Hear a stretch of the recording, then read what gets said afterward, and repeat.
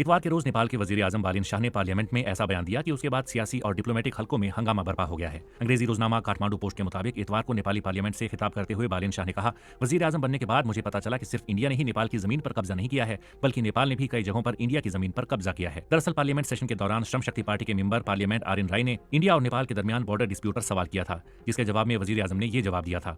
नेपाली वजीर आजम के हालिया बयान के बाद मुल्क की अपोजिशन पार्टियों ने बालिन शाह के खिलाफ सख्त रद्द अमल का इजहार किया है। बीबीसी नेपाली के मुताबिक नेपाली कांग्रेस के नेता वासना थापा ने कहा, हमें जल्द बताया जाना चाहिए था कि किस जमीन पर कब्जा हुआ है। ये एक संजीदा और काबिल इतराज इशू है।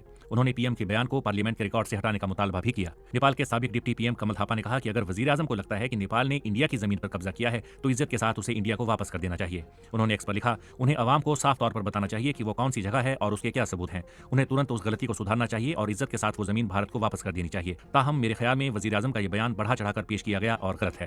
हंगामा बढ़ने पर नेपाल की वजारत खारजा ने एक बयान जारी किया। इस बयान में कहा गया है कि इंडिया की तरफ से नेपाल के लिपुलेख इलाके से होकर मानसरोवर तीर्थ यात्रा का रास्ता खोलने के मुद्दे पर नेपाल हुकूमत ने अपना मौकफ डिप्लोमेटिक नोट के जरिए इंडिया को भेजा था, जिसका जवाब भी मिल गया है। बयान में वाज़ेह किया गया है कि नदियों के रास्ता बदलने की वजह से इन जगहों के अलावा कुछ और जगहों पर क्रॉस बॉर्डर ऑक्यूपेशन जैसे मसाइल हैं, जिन्हें दोनों मुल्कों ने बातचीत के जरिए हल करने पर रजामंदी